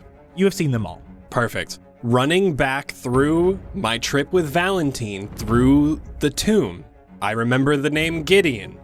I would like to cast my last 5th level spell slot with Rowlathim's Psychic Lance. I don't need visual on him as long as I can call out his name. If the name target is within range, it becomes the spell's target even if I can't see it. So I want to continue. I'll just run it back on Dragula, but be thinking of playing it in front of Gideon's tomb. Inspiration. Hell yeah! Intelligence save of 17. That is a 3. Beautiful. Nice. 28 psychic damage. As Gideon, just from the bottom, you see him almost stiffen up, but you see the head start bobbing. The rest of his body is just stiff as a board, and he is now incapacitated. This is not going well for Valentine and the others. And Valentine looks at you, Sebastian, staring daggers at you. This is not how it was supposed to happen. You're mine, Sebastian. And you can see his claws. Almost looks like they're distorting reality around them. You're mine as he points to you. He's casting Dominate Person. Oh. You need a wisdom saving throw for me. I will even tell you the DC is 18. 8. You are currently charmed by Valentine. This is a different way. You act upon every single one of his commands. Present yourself to me. As you start walking forward, you start pulling your shirt down to expose your neck. Oh. We are back to the top of the round inside the circle. That is the last blue vampire. It is currently surrounded by Jett and Quinry. It can't see Quinry. It's going for Jett. This one doesn't get advantage on you. It's going to make a claw attack. That is a 19 to hit you. Yeah, that does. Grapples and then goes for the bite. Even with advantage, I got a natural 2 and a natural 3. Yes! The bite does not go through. That fiery shield you have up almost burns its mouth. And Jett, remember how you rolled me a 1 last round? Uh-huh. Oh no. A swarm of bats comes down from the ceiling, filling the entire cylinder. Oh. That's a lot of bats. While this is happening, everyone, including the vampires, has disadvantage on anything that relies on sight. That is last lair action. There is still a lair action this turn. You see that he plays more music. This time, instead, it's just very creepy. It's almost like the Addams Family theme. Plays it slowly and then ramps it up really fast. You feel the stage that's been slowly turning underneath you jolts forward and moves a lot faster. I need dex saves from everyone. Oh no. Dirty 20. I got a 14. Actually, Quinry, you do not have to do one unless Bray fails. Whoever's next to me gets +2, remember? 8. So anyone who got less than a 16 falls prone. So that is Bray and Quinry. Xander. Blueberry got 18, Dragon got 23. Quinry, you're up. Xander, you're on deck. Quinry is gonna take half his movement to stand up, which is gonna suck. I'm not really gonna go anywhere. I'm just gonna wait and hope that I can either chill next to Bray or she will grab me. I have disadvantage because of the bats. 15, that's a nat 1. You stab at this thing and you accidentally stab a bat and it's not coming off the dagger. It feels like you would have to drop this dagger or get something else if you wanted to attack. That's it for my turn. Xander, you are up. They were all kind of like huddled up around Bray and Jett. Yes, they are all within 20 feet of each other. If I say had something that had a 20-foot circle, would the only ally that I would hit be Jett? God damn it. You would also hit Quinry. It's a dex thing also, so like, you know, Jett would be fine, and Quinry's got incredible dex. So Jett won't be able to see this coming with the bats. Yeah. Oh well. He's got more health than all of us, and I'll just heal him next turn or something. Sorry, bro, I can't see. There's too many bats. I'm gonna do Flame Strike in that circle there to hit all of them. Ooh! Dex check, please. 18. 2 fails, 2 passes. I got a 22. Nat 1. Oh! Second one in a row. Oh. Oh no. 11 fire damage, So everyone takes 11 or 5 on half. and then 16 radiant damage. Nice. Oh. Only Gideon is left. Xander, after your turn, there's no more bats now. I guess now I'll stand up. All right, since I'm doing that in that order, can I far step out to Valentine? Jett, you are up, and Blueberry, you're on deck. Jett, I am saying to the dragon, help her yet. Telling Jett, the dragon, her name is Solis. She will help you if you want to mount. Oh, I could jump up? But it would mean you'd have to, if you're not within range yet, it would mean you'd have to like wait until she flies to whatever it is. So Jett, you're jumping up onto Solus and holding your action to like make your attacks on Gideon. Yeah, I'm just holding a mighty pose. As I'm jumping up, who can I see around me that looks like the most beat up out of my friends? Quinry's pretty fucked. Quinry kind of got half health by Xander. You have that little health? Oh my god. Where's Quinry hit? I just got radiated, bro. Radiated, so you got some burns? Everywhere, yeah. Okay. I'm scanning the battlefield, and as I look and I see you kind of tired, burnt up and everything, you'll see a bunch of these little flickers of flames come down and cover your body where you have these burns, and they glow a bright blue, and then they get so bright they turn white, slowly dissipates, and then you can see your skin is healed up a little bit. Ooh, With my bonus action, you can take 2d6 of health. beautiful. Double sixes, bro. Let's go. Yeah. That's the Aura Vitality. I can do that for a bonus action. Blueberry, it is now your turn.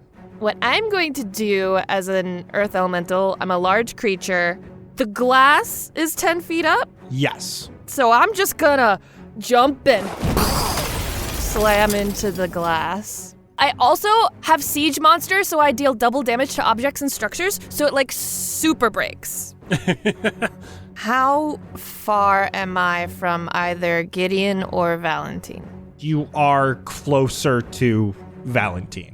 Well, I assume I have 2 slam attacks, so I assume I used one on the glass, and I'm gonna use my second on that bitch. You have advantage. Yeah! He is essentially restrained right now. 18 to hit. Very much hits. Ooh! 19 bludgeoning. Let's go. Smash! His jaw almost immediately dislocates. That's me. Solis is going to, with Jett, fly right up to Gideon and just open its mouth as Jett swings down. Solis flies in and is going to explode the radiant light while he swings. Jett, give me an attack roll, and I will roll dex save. This is smaller than my mount, so I have advantage. Don't need more than that because I got a nat motherfucking 20. Let's go, boy. Yeah! He did pass his dex save. Okay, well, he'll take half. When it's halved, it's only 2 radiant. And Jett? 13. Jett, you come down. This radiant blast ignites Gideon. As you come down, you're able to sweep in with one large hit, kind of holding your Warhammer really by the lower end. The radiant energy that was already engulfing Gideon, when your Warhammer hits, it just ignites it in flame. Well, the dragon still has some fly speed, I assume, because it has 60-foot fly speed, and it flew with Jett. So how much does it have enough left to get to Valentine? Not quite. About 10, 15 feet away from Valentine. Well, perfect, because the dragon's reach distance is 10 feet. Beautiful. So I've got 2 rend attacks for Solis. AC 15 to make things easier. Advantage on each. Ooh!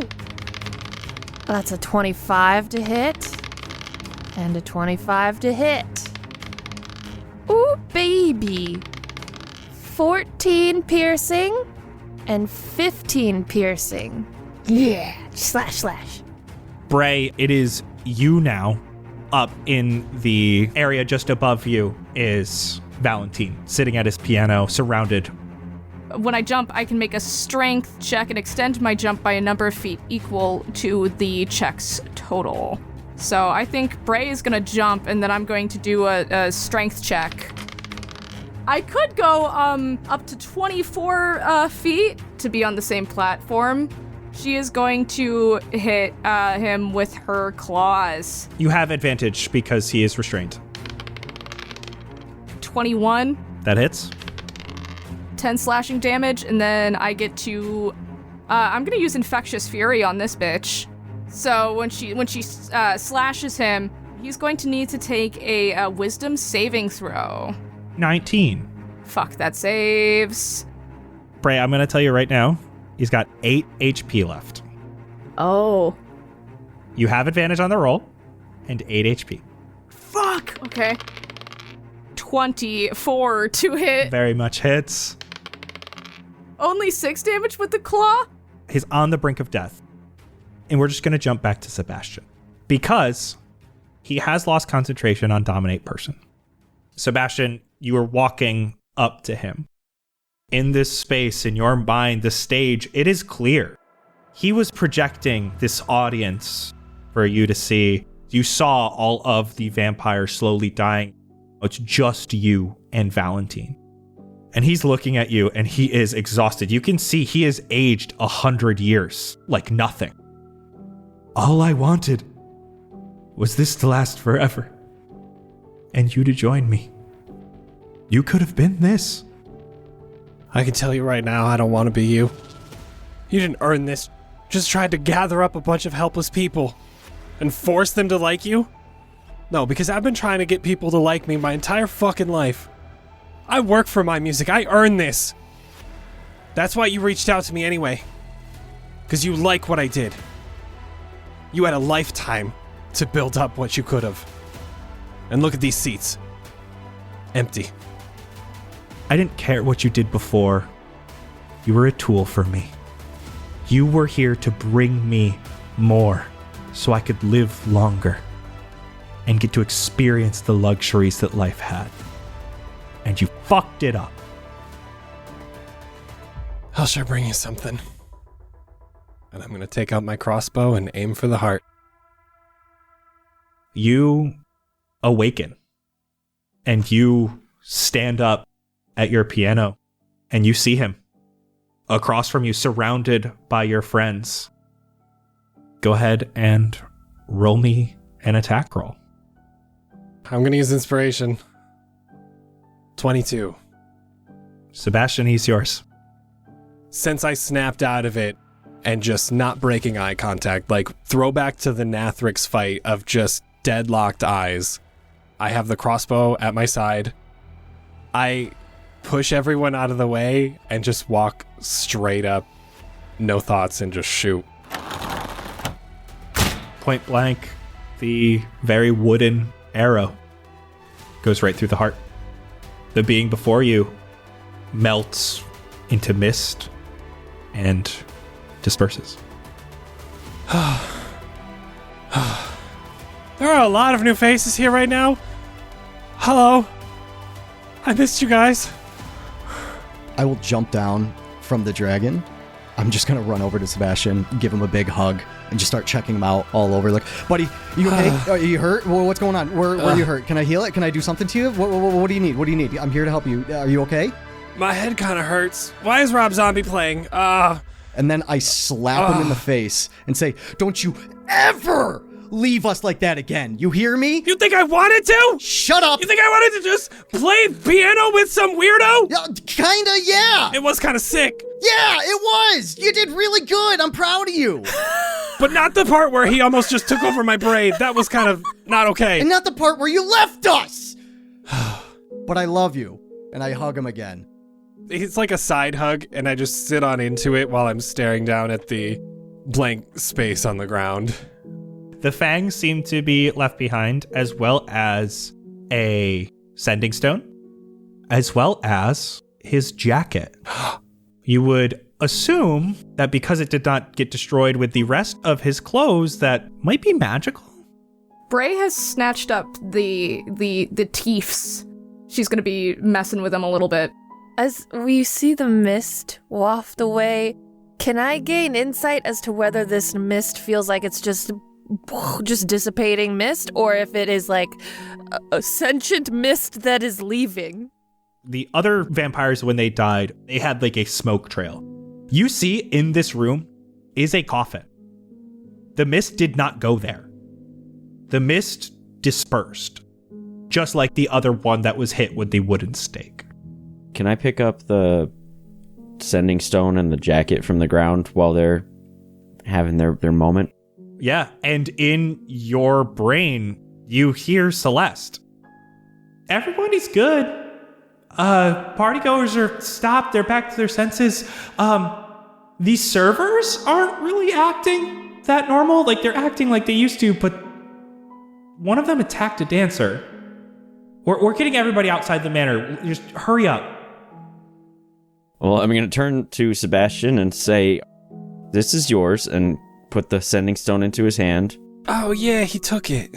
Well, don't let anyone else do that, you big silly boy. And I just kind of just touch him on the chest, just like, okay. You're missing a jacket, and it's like to the victor go the spoils, and I'll hand him the jacket too. Oh, thank God, I've been so cold. And I'll kind of like adjust my shirt from where I was like tugging on the neck, and then whip the new jacket on. Yeah, I was right. You look pretty fire. This is the Dream Jacket. Ooh. It is +1 leather armor. Let's go. And you can cast the Dream spell once every 7 days. What the fuck? It's good to have you back, bro. It's good to be back. I missed you guys. I had chicken tenders. I know. I had one. You got it? I got one. Yes! Oh my gosh, I tried to invite you guys, but he wouldn't let me. And I was like, oh, I know Jett would really want some chicken tenders right now. Yeah, I did. Well, then maybe you should have been faster, bro. I don't know what to say. Hey, is that, well, so real quick, we got to get back out there because the servers are getting wacky. Real quick, Sebastian, this is Quinry. You dickhead. You're the lad who disappeared on the stage. I tried to save you. You didn't do a good job at it. Oh, that's rude. I know. What are these people doing? Can we just go back to Hazel Rest? Bray is also going to take the opportunity. DM, if I may, I like the idea that Bray made Sebastian a little piece of Fang jewelry, too, to commemorate him for killing his first vampire. I would love a single earring with a fang. It's very e-boy. Yeah. A single earring with a fang. Just one. You keep the other one. Thank you. This is so freaking cool. Here you go. You know, when you kill your first vamp, especially one as big as this, you might as well remember him, so you can always feel like a badass. It's a little gross, but you know, I like it. And now I have something to remember you by, Bray. And thanks for helping my friends get me back. I was worried. Oh, no problem, bud. Yeah, so the servers are attacking people, so we may want to... Yeah, let's leave, please, ASAP. The dirt just sort of melts off of me, and after I turn back into an elf, I am far cleaner than I was before because every speck of dirt that was on me is now gone. Blueberry, that's a new one. Yeah. It's nature's bidet right there. You guys start heading out. Sebastian knows the other secret entrance into this, which he tried to lead you to, so he helps you get out of this basement, but not before you walk through the coffin room. 6 of the coffins currently have a misty body in them, almost like you can see a little bit of facial features. Oh my god, are they reforming? Bray might have kept the stakes with her, so she might just be like, all right, let's go. Time to pop your vamp killing cherries. Let's do it. She's gonna pass him out. She's gonna maybe she's gonna help Xander. She's gonna lean over and she's gonna hold it and she's gonna be like, the awkward movement of helping somebody like golf for the first time like that. Just be like, all right, like so a you're gonna pool center cue. yourself, The romance right? trope? That's a move. Like, that's the romance trope. The romance trope, but it's actually just totally not self-aware werewolf being like, all right, so you're gonna lean over. Right? There you go. Get a good grip on it. Okay? He might scream. That means you did it good. Okay? Golly, out of context, bro. That's the... All right, here we go. Oh, no! She's gonna be like, all right. Ready? Now 3. You're gonna want to hit it real good. 2, 1, get it. It is surprisingly easy. This is seconds after they started to reform. They're still very misty. The only thing that really is there is the heart. It's kind of what stays most intact. Damn, I feel strong as hell. That was easy. That was so easy. Sebastian will refrain. I'd rather not. But I understand these guys already died. So I understand. We need to end it. I'd rather not either, but I feel as if this one is the one that Quinry should take care of, and I'll point towards Gideon's. Bray's gonna look at Quinry and say, do you want me to do it, bud? Oh, no, it's gonna hurt like a bitch, but I'll get it over with.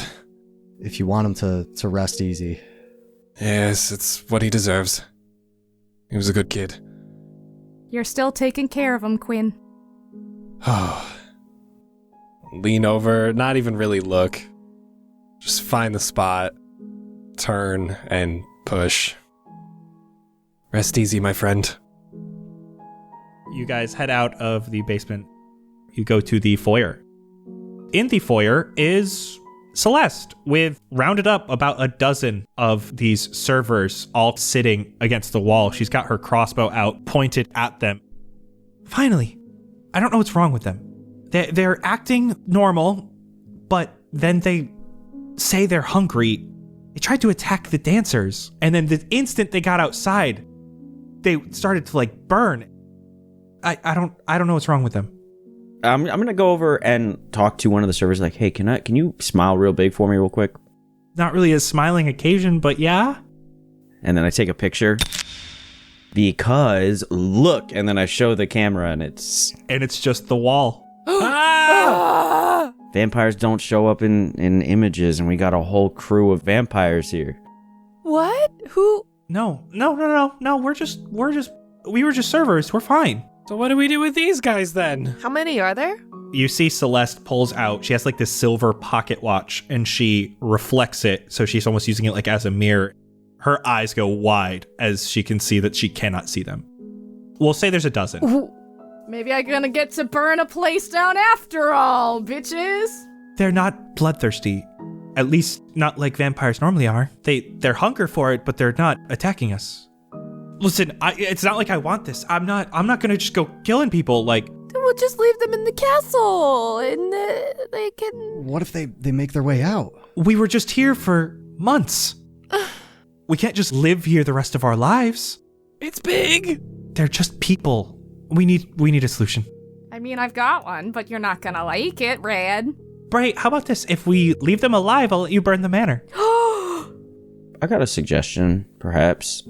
It's not ideal for them because they're still kind of people and they have opinions and stuff, but can we suggest just a relocation for you guys? Maybe go to Burndarium or something? That is really dark. It's dark, it's safe, it's away from people. Sun won't get down there. But what are they gonna eat? Is vampirism technically a disease? Not Valentine's. But these people are essentially vampire spawn of Valentine, which is why they are not blood crazed. So yes, I will say that in this case, he has infested them with the disease, but his was granted elsewhere. I will go up to one of them, just without saying anything, just put my hand on the one that's closest to me, on their heart, and feel for their heartbeat. It's very slow, it's very faint, and you can feel that their bodies are a little cold.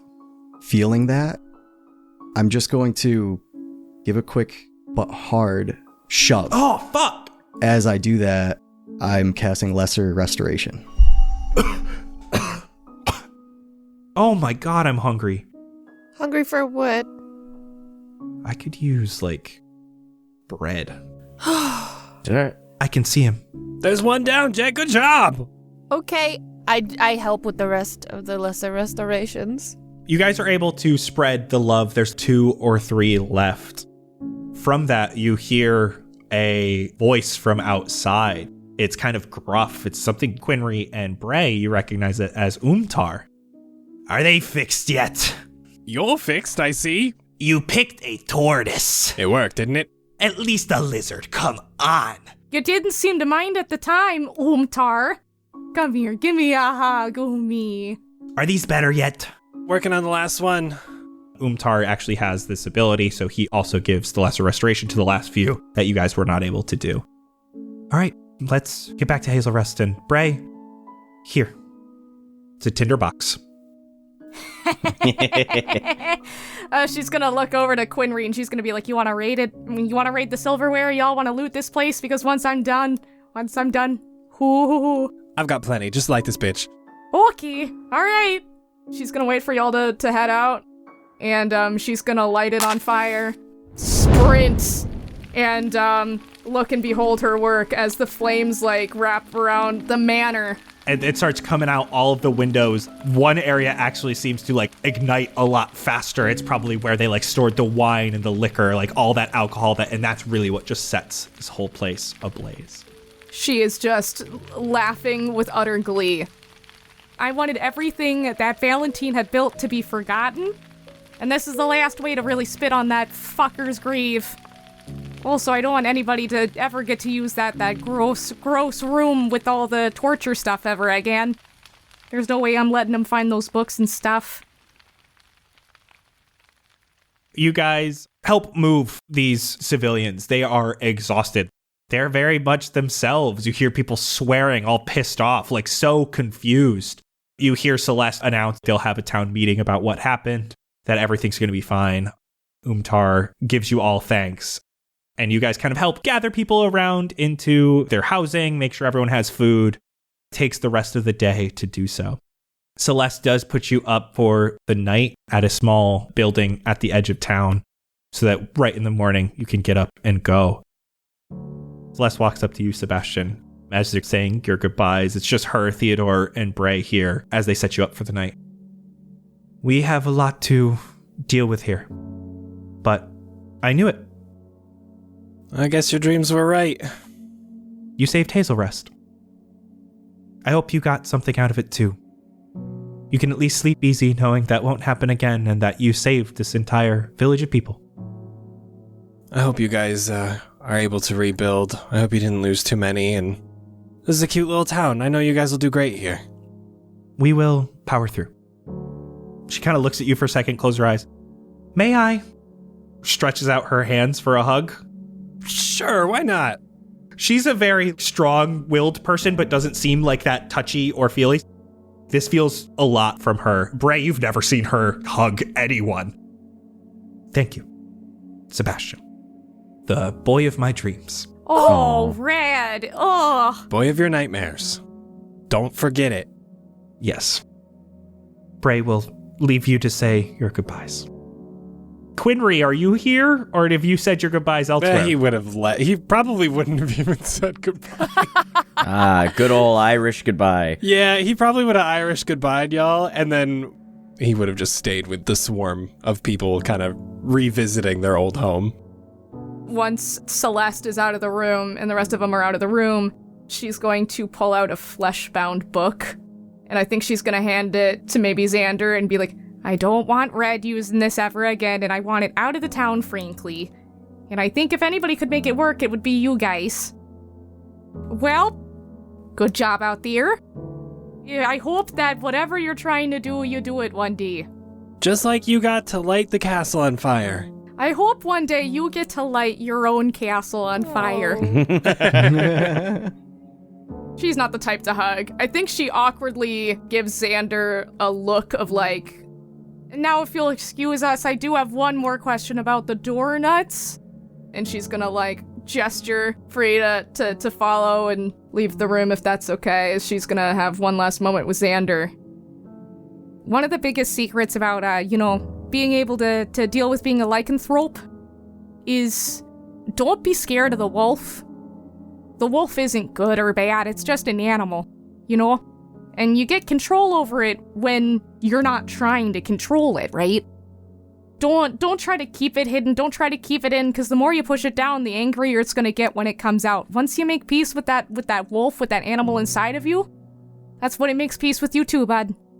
It's gonna be a pain in the ass, and it's gonna take a lot of practice, and it's gonna be annoying as fuck, because that fucker, does not like making friends, but I think you can do it. And when you do, just know that from afar, I'm proud of you. And she's gonna pat you on the back. And be careful with that fucking book, okay? I gave it to you. You can choose to read it, but if you're gonna read it, don't be dumb. Don't be dumb. I love red, but what the fuck was that? Yeah, no problem. Thank you, Bray. I appreciate everything you've done. And I think she's going to go back and she's gonna say goodbye like 5 or 6 times while hanging slightly out of the door on her way out, or as we in the Midwest call it, the Midwestern goodbye.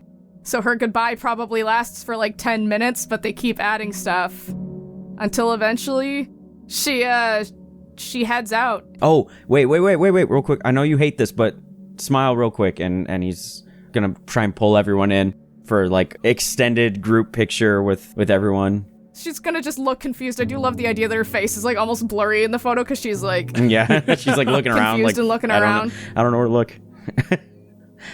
Snap. Picture taken.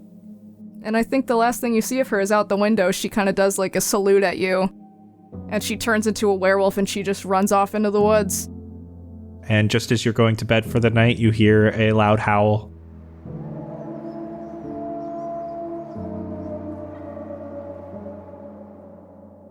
And for today, that's a wrap. Sheesh. Thank you, Maisie, for being here. This was an absolutely super fun arc. I couldn't have asked for anyone better to be here, so thank you so much. Aww. Thank you so much for having me. You have a delightful fucking group here. Tell the people what you do, where they can find you. Thank you so much. You're going to be able to find me, Maisie Linny, on Instagram, TikTok, I believe it's Maisie Linny. If you type in Wiscosi into Google, my face pops up, which is one of the crowning achievements of my life. I'm also on Twitch. I'm trying to build up my Twitch. I believe that my Twitch is Maisie Linny. And then also, if you like me playing D&D, you want to see me play a demon Dami Mommy and a socially awkward, anxious cleric that she's possessing, tune into the Dark Dominion on twitch.tv/5% chance, or listen to it on Dumpstat Podcast. Hell yeah. Thank you all so much. I've had a complete and utter blast. Thank you for letting me play with y'all. Thank you for coming. Thank you all so much for listening. We have our behind the scenes coming out next week. That is patreon.com/castparty, where you can get access to that, as well as tons of other bonus content, access to our exclusive Discord, which is just a blasty blast for all of you here. It's an amazing D&D community, so come join it. Thank you all for being here. This is one of our last times playing for the end of the year, so we had a wonderful 2022, so thank you all so much. And we will see you next time. Bye-bye. Bye. Okay, bye. Bye. Bye. Oh. Ow.